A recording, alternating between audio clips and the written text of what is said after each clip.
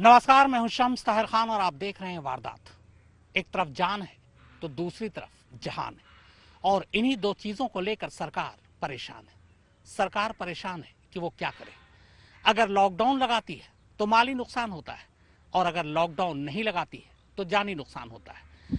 वैसे भी फिलहाल पूरे देश में वैक्सीनेशन का काम अभी शुरुआती चरण पर ही है। अभी तमाम लोगों को तो छोड़िए, देश की लगभग 1% लोगों को ही वैक्सीनेट किया गया है। अब ऐसे में क्या लॉकडाउन ही आखिरी उपाय है इस महामारी से बचने के लिए?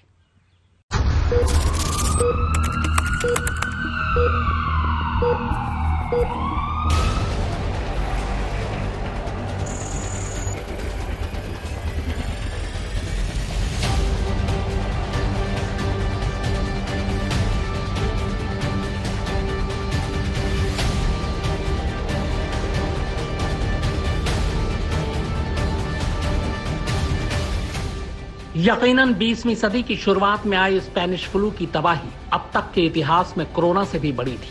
उसकी जद में आने वालों की और उससे मरने वालों की तादाद भी कोरोना की इस महामारी से कहीं ज्यादा थी। मगर जो बेबसी, लाचारगी और मायूसी कोरोना ने फैलाई है, वो स्पेनिश फ्लू के दौरान भी नहीं रही होगी। ऐसा इसलिए क्योंकि तब न तो हमारे पास मेडिकल रिसर्च का इतना बड़ा संसार था, न वायरस की रोकथाम के लिए कोई इंतजाम था और न ही तब इतनी जल्दी दवा ही तैयार हो पाई थी। लेकिन आज जब हमारे पास सब कुछ है, तब भी हम इस कयामत को रोक नहीं पा रहे और रोज बरोज इस कयामत को टूटता हुआ देख रहे हैं। कभी यहाँ, कभी वहाँ, कभी इसके ऊपर, कभी उसके ऊपर। मगर कब तक हम यूं ही इस कयामत को खुद पर टूटते देखेंगे? क्या हम पीक आने और पीक जाने का इंतजार कर रहे हैं? बच गए तो खुशकिस्मत, न बचे तो दुखड़ा रोने के लिए होंगे ही।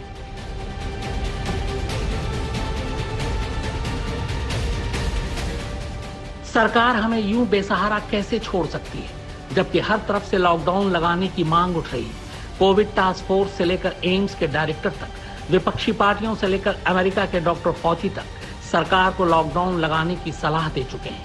पिछली बार से उलट इस बार तो खुद लोग भी कह रहे हैं कि लॉकडाउन जरूरी है, क्योंकि हर रोज लाखों की तादाद में कोरोना के मामले और हजारों की तादाद में बेकसूर लोगों की मौत की खबरें आ रही हैं। ऐसे तो कोरोना की दूसरी लहर का पीक आने और जाने का इंतजार करते करते न जाने कितने लोगों की तस्वीर दीवारों पर टंग जाएंगी।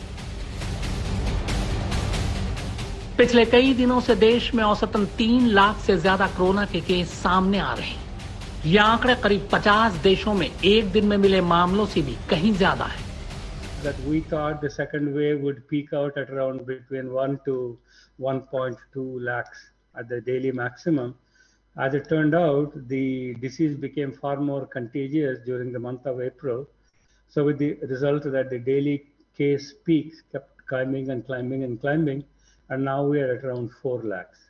But our predictions are that the parameters of the pandemic seem to have stabilized. So now we expect the number of cases to turn down from this peak of 4 lakh by the end of next week. दूसरी लहर में तेजी को देखते हुए Covid task force के members ने संक्रमण की चेन को तोड़ने के लिए कंप्लीट लॉकडाउन की मांग की है। इन मेंबर्स में एम्स और Indian council of medical research शामिल है। इतना ही नहीं, दोनों मेंबर्स पिछले एक हफ्ते से ये मांग कर रहे हैं। आईसीएमआर का तर्क है कि कोरोना की दूसरी लहर का पीक आना अभी बाकी है। ऐसे हालात में संक्रमण की चेन तोड़ने के लिए 2 हफ्ते का पूर्ण लॉकडाउन जरूरी है। All it depends upon how we are going to behave. If we change our behavior, or if to force that change is forced on us by lockdown, in 2 weeks, 3 weeks, we will come down significantly. I mean, we will be other side of the peak. If we don't do it, then we will keep going up in a miserable situation with large number of infection. So I'm sure that more strict measures will come in place in coming days because the situation is untenable to many places. America के top epidemiologist doctor Anthony फॉची ने भी भारत के हालात को देखते हुए यहाँ की सरकार को सलाह दी है कि भारत को जितनी जल्दी हो सके कंप्लीट लॉकडाउन लगा देना चाहिए, क्योंकि अगर ऐसा नहीं हुआ तो भारत में आ रहे कोरोना के मरीजों की तादाद दिन ब दिन और बढ़ती जाएगी, और खासकर तब जब भारत में पर्याप्त मात्रा में आईसीयू और बेड ही नहीं है। जबकि असल हालात ये हैं कि हमारी सरकारें लोगों को ऑक्सीजन तक मुहैया नहीं करा पा रही हैं।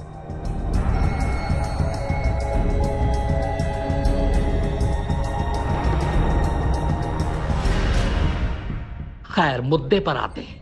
अमेरिकी डॉक्टर एंथनी फॉची का यह मानना है कि ये तबाही तब तक नहीं रुकेगी जब तक कि कोरोना की चेन को तोड़ा ना जाए, और अगर ऐसा नहीं किया गया तो कोरोना की ये दूसरी लहर और ज्यादा जानलेवा हो जाएगी। You should have a complete lockdown in that area.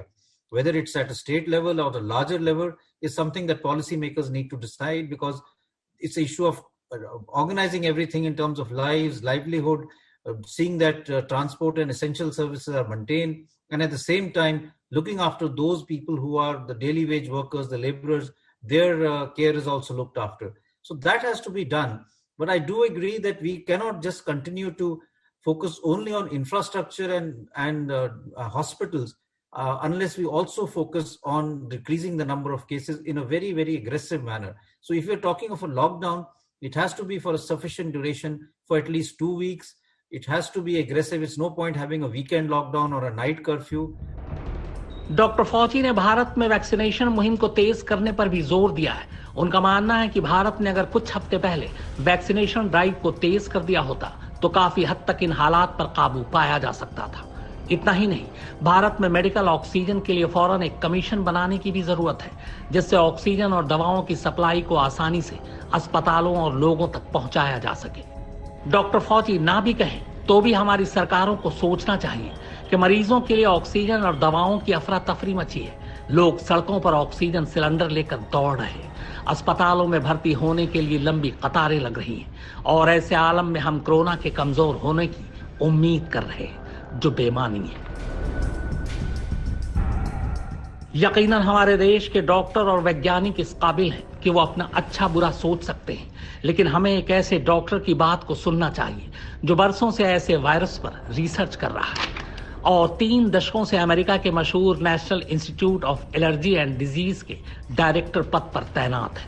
और तो और दुनिया भर में कोरोना वायरस के हवाले से जिन लोगों की बात ध्यान से सुनी जाती है, उनमें डॉक्टर एंथनी फॉजी का नाम बहुत अहम है। इतना ही नहीं, डॉक्टर एंथनी फॉजी अमेरिकी राष्ट्रपति के मेडिकल एडवाइजर भी हैं। बकौल डॉक्टर फॉजी, भारत को फौरन मेडिकल सुविधाओं के साथ साथ सभी की वैक्सीनेशन की जरूरत है। हालांकि करीब 1.5 अरब की आबादी वाले भारत ने अभी अपनी जनसंख्या के सिर्फ 2% लोगों का ही टीकाकरण किया है, तो अभी लंबी दूरी तय करनी है। इसके लिए जरूरत पड़े तो दूसरे देशों से टीके लिए जाएं। हालांकि भारत खुद दुनिया में सबसे ज्यादा टीके बनाने वाला देश है।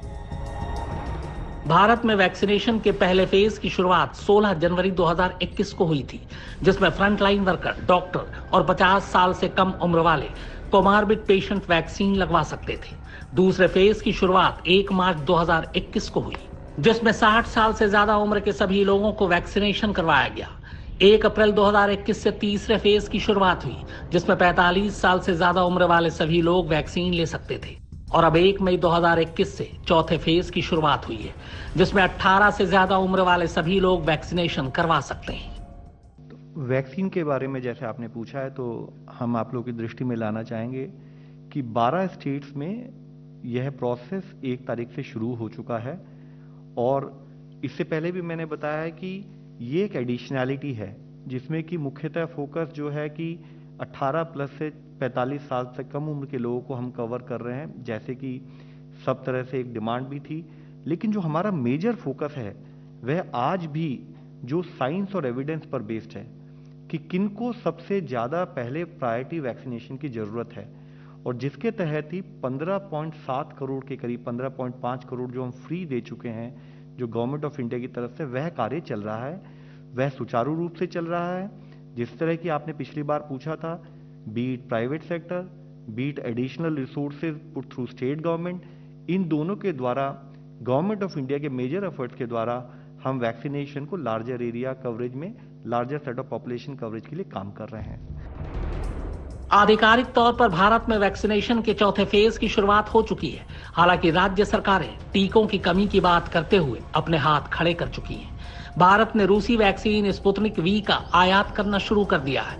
इसके अलावा भारतीय pharma company doctor Reddy lab Bharat में इस वैक्सीन का उत्पादन कर रही है। बहरहाल आज नहीं तो कल देश के सभी लोगों के लिए वैक्सीन उपलब्ध हो जाएंगी, मगर एक सवाल जो हर उस इंसान के जहन में होगा जो ये वैक्सीन लगवाएगा, वो ये कि इसे लगवाने के बाद आगे क्या होगा, क्या इसका शरीर पर कोई असर होगा?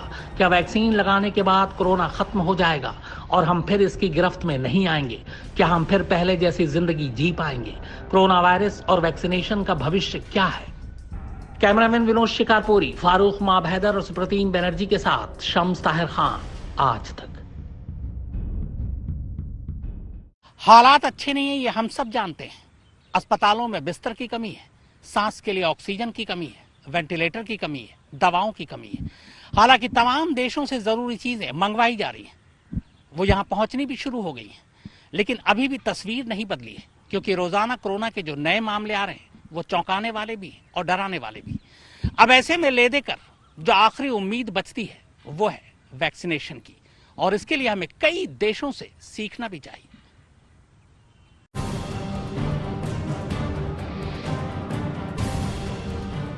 पूरे देश का वैक्सीनेशन होने के बाद क्या होगा? अगर ये सवाल आपके जहन में है तो हमें उन देशों को देखने की जरूरत है जहां ये हो चुका है, जैसे इजराइल।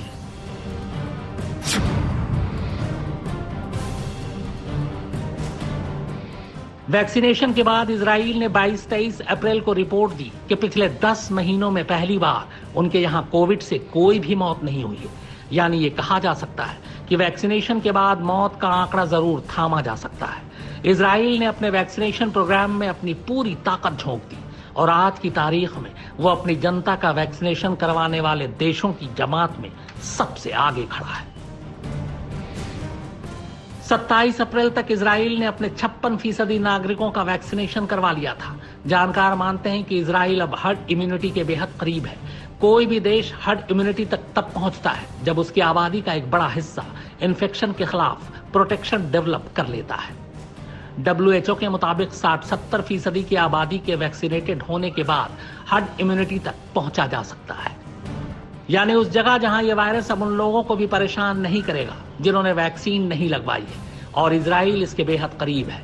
और अब तो इजराइल 12 से 15 साल के बच्चों को भी वैक्सीन की डोज देने की तैयारी कर रहा है। इजराइल ने अभी कुछ दिन पहले ही अपने लोगों को मास्क न पहनने की इजाजत भी दे दी है।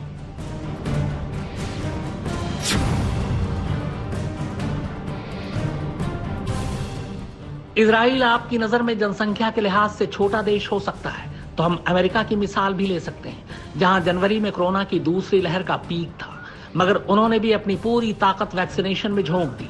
जैसे जैसे वैक्सीनेशन बढ़ता रहा वैसे वैसे कोविड केसेस में कमी आती गई। अमेरिका अब तक अपनी 42% जनता को कोरोना की पहली डोज दे चुका है। 29% जनसंख्या दोनों डोज ले चुकी है। भारत में यह तादाद अभी 1% भी नहीं पहुंची है।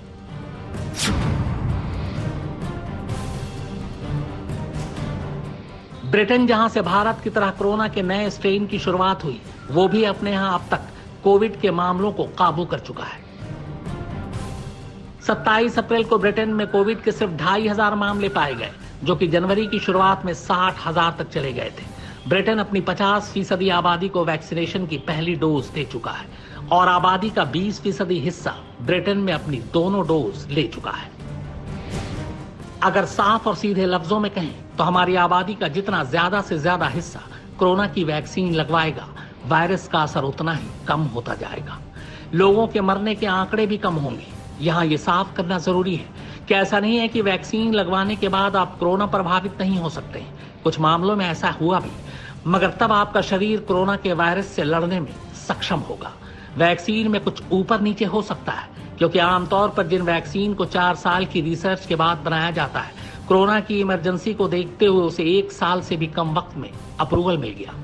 मगर अब तक के आंकड़े बताते हैं कि ये वैक्सीन सही है। कम से कम ये आपकी जान तो बचा ही सकते हैं, और फिर जान है तो जहान है। कैमरामैन विनोद शिकारपुरी, फारूक माब हैदर और सुप्रतीम बनर्जी के साथ शम्स ताहिर खान, आज तक।